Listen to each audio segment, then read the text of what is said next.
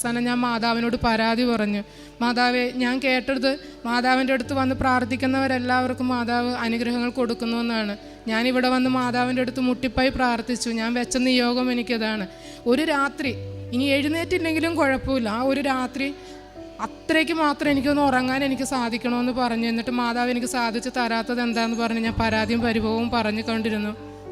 Husband പറഞ്ഞു, നീ ഇങ്ങനെ പറഞ്ഞുകൊണ്ടിരിക്കാതെ മരുന്നെടുത്ത് കഴിക്കുക, അല്ലെങ്കിൽ വല്ലാത്ത ബുദ്ധിമുട്ടുണ്ടാവുമെന്ന്. ഞാൻ കേട്ടില്ല.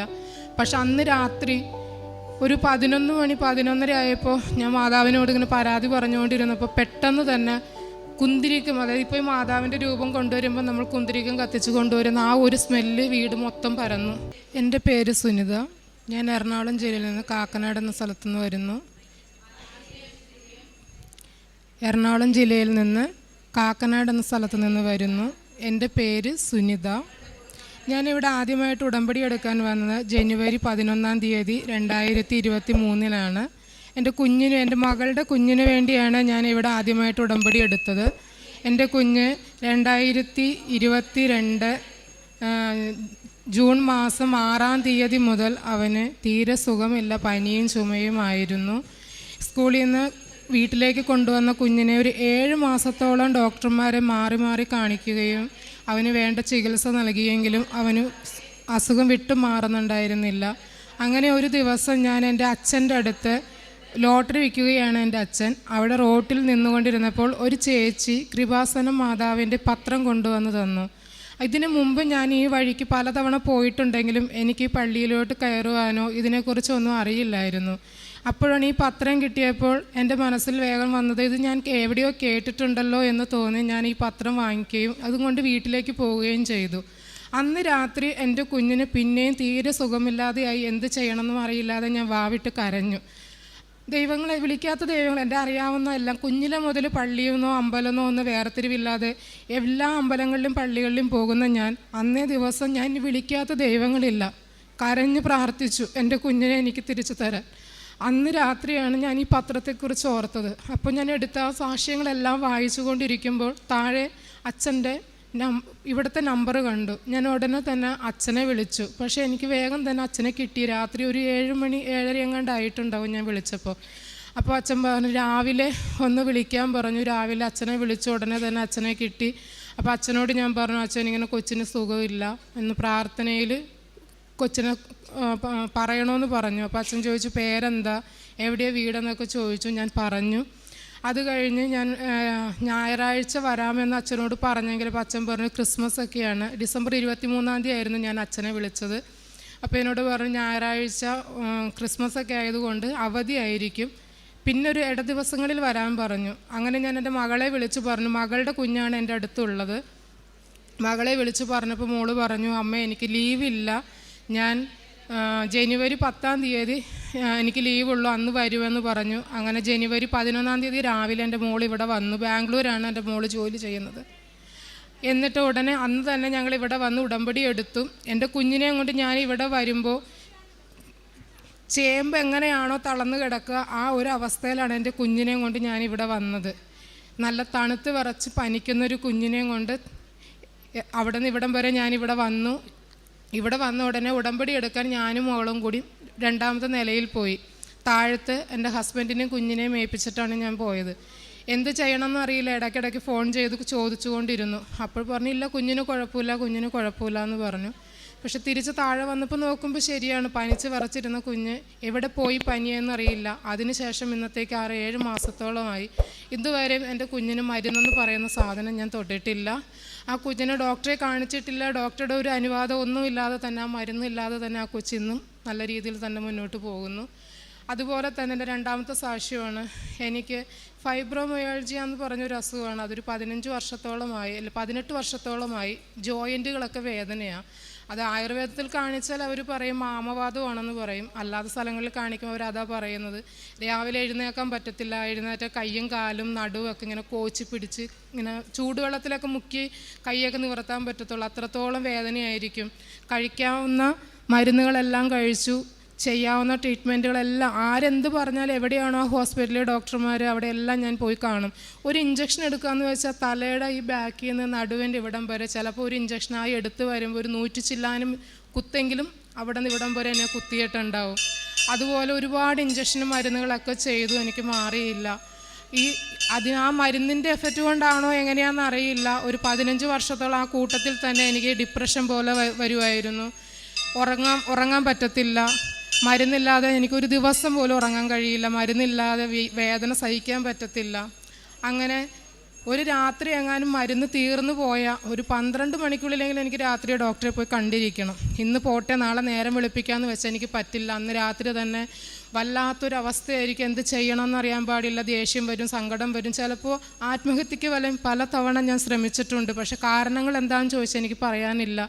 ഒരു കാരണവും വേണ്ട. ഒരു 5 വയസ്സായ കുഞ്ഞാണെങ്കിൽ പോലും എന്നെ ഒന്ന് പോയി മാറി നിൽക്കമ്മ എന്ന് പറഞ്ഞാൽ എനിക്കത് വല്ലാതെ ഫീൽ ചെയ്യും. അത്രയ്ക്ക് ദേഷ്യവും സങ്കടവും ഒക്കെ വരും. എന്തിനോടും എനിക്ക് എല്ലാത്തിനോടൊന്നും പറയില്ലാത്തൊരു വെറുപ്പും ദേഷ്യവും ഒക്കെ ആയിരുന്നു. പക്ഷെ ഇവിടെ വന്ന് ഞാൻ മാതാവിനോട് ഉടമ്പടി എടുത്ത് നിയോഗം വെച്ചപ്പോൾ അതും ഞാൻ വെച്ചിരുന്നു. മാതാവേ, എനിക്ക് മരുന്നില്ലാതെ ഒരു രാത്രിയെങ്കിലും എനിക്ക് ഉറങ്ങാൻ കഴിയണേന്ന്. ഞാൻ അതിനുശേഷം ഉടമ്പടി എടുത്ത് പോയതിന് ശേഷം ഞാൻ മരുന്നില്ലാതെ ഉറങ്ങാൻ ശ്രമിച്ചു നോക്കി. 2 ആഴ്ചയോളം എനിക്ക് ഉറങ്ങാൻ കഴിഞ്ഞില്ല. അവസാനം ഞാൻ മാതാവിനോട് പരാതി പറഞ്ഞു. മാതാവേ, ഞാൻ കേട്ടത് മാതാവിൻ്റെ അടുത്ത് വന്ന് പ്രാർത്ഥിക്കുന്നവരെല്ലാവർക്കും മാതാവ് അനുഗ്രഹങ്ങൾ കൊടുക്കുന്നുവെന്നാണ്. ഞാനിവിടെ വന്ന് മാതാവിൻ്റെ അടുത്ത് മുട്ടിപ്പായി പ്രാർത്ഥിച്ചു. ഞാൻ വെച്ച നിയോഗം എനിക്കതാണ്. ഒരു രാത്രി ഇനി എഴുന്നേറ്റില്ലെങ്കിലും കുഴപ്പമില്ല, ആ ഒരു രാത്രി അത്രയ്ക്ക് മാത്രം എനിക്കൊന്ന് ഉറങ്ങാൻ എനിക്ക് സാധിക്കണമെന്ന് പറഞ്ഞു. എന്നിട്ട് മാതാവ് എനിക്ക് സാധിച്ച് തരാത്തത് എന്താണെന്ന് പറഞ്ഞ് ഞാൻ പരാതിയും പരിഭവവും പറഞ്ഞു കൊണ്ടിരുന്നു. ഹസ്ബൻഡ് പറഞ്ഞു, നീ ഇങ്ങനെ പറഞ്ഞുകൊണ്ടിരിക്കാതെ മരുന്നെടുത്ത് കഴിക്കുക, അല്ലെങ്കിൽ വല്ലാത്ത ബുദ്ധിമുട്ടുണ്ടാവുമെന്ന്. ഞാൻ കേട്ടില്ല. പക്ഷെ അന്ന് രാത്രി ഒരു 11 മണി 11:30 ആയപ്പോൾ ഞാൻ മാതാവിനോട് ഇങ്ങനെ പരാതി പറഞ്ഞുകൊണ്ടിരുന്നപ്പോൾ പെട്ടെന്ന് തന്നെ കുന്തിരിക്കും, അതായത് ഇപ്പോൾ ഈ മാതാവിൻ്റെ രൂപം കൊണ്ടുവരുമ്പോൾ നമ്മൾ കുന്തിരിക്കം കത്തിച്ച് കൊണ്ടുവരുന്ന ആ ഒരു സ്മെല്ല് വീട് മൊത്തം പരന്നു. പെട്ടെന്ന് എവിടെ നിന്നാണ് ഈ മണം എന്ന് ചോദിച്ച് ഞങ്ങൾ പുറത്തേക്ക് ഇറങ്ങി അയൽവക്കത്തുള്ള വീടുകളിലൊക്കെ ചെന്നിങ്ങനെ നോക്കി. പക്ഷേ എവിടെയും ആ ഒരു ഇത് കണ്ടില്ല. പിറ്റേന്ന് രാവിലെ അതുപോലെ തൊട്ടടുത്ത വീടുകളിലൊക്കെ ഞാൻ ചോദിച്ചു, നിങ്ങളിവിടെ കുന്തിരിക്കം കത്തിച്ചോ എന്ന്. അപ്പോൾ അവർ പറഞ്ഞില്ല, കത്തിച്ചില്ല. എനിക്കിങ്ങനെ ഒരു അനുഭവം വന്നു എന്ന് പറഞ്ഞു. അപ്പോഴാണ് മനസ്സിലായത്, ഞാൻ നിൻ്റെ കൂടെ ഉടമ്പടി എടുത്തപ്പോൾ ഞാൻ നിൻ്റെ കൂടെ വന്നിരുന്നു, നീ എന്നെ മനസ്സിലാക്കിയില്ല എന്ന് മാതാവ് എനിക്ക് കാണിച്ചു തന്ന ഒരടയാളമായിരുന്നു അതെന്ന്. അന്ന് രാത്രി ഞാൻ നന്നായി കിടന്നുറങ്ങി. അതിനുശേഷവും നന്നായി കിടന്നുറങ്ങുന്നുണ്ട്. മരുന്നില്ല. ഈ 6-7 മാസമായിട്ട് ഞാൻ മരുന്ന് കഴിക്കാതെയാണ് ഇപ്പോൾ നിൽക്കുന്നത്. ഡോക്ടറുടെ അനുവാദമില്ലാതെ മരുന്ന് നിർത്തുവാനോ എനിക്ക് സാധിക്കില്ല. പക്ഷെ ഞാൻ ഡോക്ടറോട് പറഞ്ഞിട്ടില്ല ഇതുവരെ ഞാൻ മരുന്ന് കഴിക്കുന്നില്ല, നിർത്തി എന്നുള്ളത്. അതുപോലെ തന്നെ ഒരു 7 വർഷം മുമ്പ് എനിക്കൊരു ആക്സിഡൻ്റ് ഉണ്ടായി. ആക്സിഡൻറ്റിൽ എൻ്റെ ഡിസ്ക് 5 എണ്ണം ജാമായി പോയി. അതിനുശേഷം ട്രീറ്റ്മെൻറ്റ് ചെയ്തെങ്കിലും ഡിസ്ക് ഒന്നും ശരിയായിട്ടില്ല. അതുകൊണ്ട് തന്നെ അധികം നേരം ഇങ്ങനെ നിൽക്കാനോ കുറച്ച് നേരം ഇരിക്കാനോ യാത്ര ചെയ്യാനോ ബാത്റൂമിൽ പോകാനോ ഒന്നും കഴിയില്ലായിരുന്നു. വല്ലാതെ വേദനയും ബുദ്ധിമുട്ടാണ്. ഇവിടെ വന്നതിന് ശേഷം എനിക്ക് കൊന്ത ചൊല്ലാനിരിക്കാനോ കുറച്ച് നേരം ഇരുന്ന് ബൈബിള് വായിക്കുവാനോ ഒന്നും കഴിയില്ലായിരുന്നു. അപ്പോഴും ഞാൻ മാതാവിനോട് മുട്ടിപ്പായി പ്രാർത്ഥിച്ചു, മാതാവേ, നിനക്ക് വേണ്ടി ഒരു 5 മിനിറ്റ് ഇരുന്ന് പ്രാർത്ഥിക്കാൻ പോലും എനിക്ക് കഴിയുന്നില്ല, അതിന് നീ എനിക്കൊരു വഴി കാട്ടി തരണേന്ന്. ഇന്ന് അതും മരുന്നുകളൊന്നും ഇല്ലാതെ തന്നെ ഞാൻ ഇന്ന് മുട്ടിപ്പായി ഇരുന്ന് മുട്ടുകുത്തി തന്നെ ഇരുന്ന് പ്രാർത്ഥിക്കുന്നുണ്ട്. എനിക്കിന്ന് ഇരിക്കാൻ, യാത്ര ചെയ്യാം. ഞാൻ ഇപ്പോഴും വണ്ടി ഓടിച്ചാണ് എല്ലായിടത്തും പോകുന്നത്. അതിന് മാതാവ് എനിക്ക് അതിനുള്ളൊരു അനുഗ്രഹം തന്നു. അതുപോലെ തന്നെ എൻ്റെ മകൻ ഡിഗ്രി ഫാഷൻ ഡിസൈനിങ്ങിന് പഠിച്ചുകൊണ്ടിരിക്കുക. 3-ാം വർഷമായിരുന്നു. കഴിഞ്ഞ മാസം 2-ാം തീയതി ആയിരുന്നു എക്സാം. അവൻ എക്സാമിന് പോകാൻ നിന്ന സമയത്ത് അവന് തേച്ച് കൊടുക്കുന്ന ഡ്രസ്സിൽ എൻ്റെ കൈകൊണ്ട് തേപ്പോട്ടി കൊണ്ട് കത്തിപ്പോയി. പക്ഷേ അത് എക്സാമിന് വെക്കുന്ന അവൻ്റെ ഡിസൈൻ ചെയ്ത ഡ്രസ്സായിരുന്നു. ആ ഡ്രസ്സ് കണ്ടു കഴിഞ്ഞാൽ പിന്നെ അവൻ എക്സാമിന് ഫെയിലാകുമെന്ന് എനിക്കറിയാം. 2-ാം തീയതി ആയിരുന്നു എക്സാം. അന്നേ ദിവസം 1-ാം തീയതി രാത്രി ഞാനിത് തേച്ചുകൊണ്ടിരിക്കുമ്പോഴാണ് സംഭവിച്ചത്. ഞാൻ വീട്ടിൽ ആരോടും പറഞ്ഞില്ല. മാതാവിനോട് മുട്ടിപ്പോയി പ്രാർത്ഥിച്ചു, മാതാവേ, അന്നേ ദിവസം അവൻ്റെ മുമ്പിൽ വരുന്ന മിസ് ഏതാണെങ്കിലും അത് മാതാവായിരിക്കണം, മാതാവിൻ്റെ ആരുടെ കണ്ണിയിൽ പെടാതെയും അവനെ എക്സാം പാസ്സാക്കണമെന്ന് പറഞ്ഞ് ഞാനിവിടെ മുട്ടിപ്പോയി വന്ന് പ്രാർത്ഥിച്ചു. എക്സാം കഴിഞ്ഞ് ഇവിടെ നിന്ന് മടങ്ങി എന്ന് അറിഞ്ഞതിന് ശേഷമാണ് ഞാൻ ഇവിടെ നിന്ന് പോയത്. അതുവരെ എൻ്റെ ഹസ്ബൻഡിനോടോ മകനോടോ ഞാൻ പറഞ്ഞില്ല, ഇങ്ങനെ നിൻ്റെ എക്സാമിന് വെക്കേണ്ട ഡ്രസ്സ് എൻ്റെ കൈകൊണ്ട് ഇങ്ങനെ പറ്റിപ്പോയി എന്ന്. മാതാവ് എന്നെ രക്ഷിക്കുമെന്നുള്ള വിശ്വാസത്തിൽ തന്നെ ഞാൻ ഇവിടെ വന്ന് മുട്ടിപ്പായി പ്രാർത്ഥിച്ചു. എൻ്റെ മകൻ ഫുൾ A+ഓടുകൂടി പാസ്സായി 5ാമത്തെ റാങ്കും ലഭിച്ചു. അത് എൻ്റെ ഒരു നിയോഗമാണ്. എൻ്റെ മാതാവ് എന്നെ അതിന് ഒരുപാട് അനുഗ്രഹിച്ചിട്ടുണ്ട്. കാരണം ഫെയിലാകും എന്ന് വിചാരിച്ചതാണ്. അവൻ പോലും വിചാരിച്ചു പാസ്സാവില്ലെന്നാണ്. ഒരു സപ്ലി ഉണ്ടാവില്ലേ, തൽക്കാലം ഒന്ന് പാസ്സായി പോകണമെന്ന് മാത്രമേ എൻ്റെ കുട്ടി വിചാരിച്ചുള്ളൂ, ഞാനും അത്രേ വിചാരിച്ചുള്ളൂ. പക്ഷേ ദൈവം തന്നത് ഏറ്റവും വലിയ അനുഗ്രഹം, 5ാമത്തെ റാങ്കുണ്ട് എൻ്റെ മകന്. അത് സ്കിന്ന്.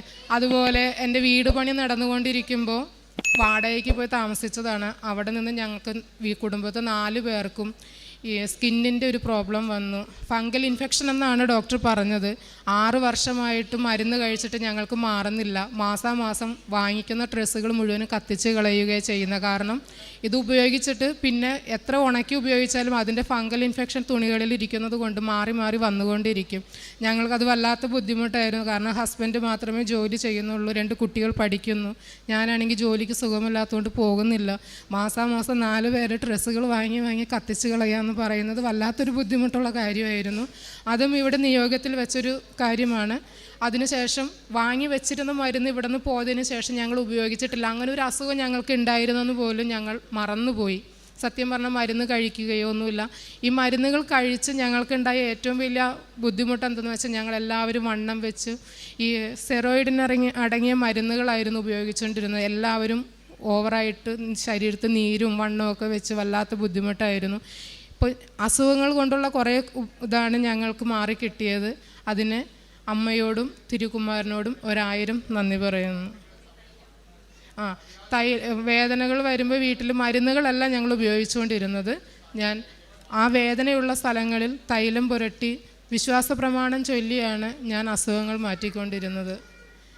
മരുന്നുകളൊക്കെ പൂർണ്ണമായിട്ട് ഞാൻ എൻ്റെ വീട്ടിൽ നിന്ന് ഒഴിവാക്കി. ഇത്രയും അനുഗ്രഹങ്ങൾ തന്ന എൻ്റെ അമ്മ മാതാവിനോടും ഈശോയോടും 1000 നന്ദി പറയുന്നു.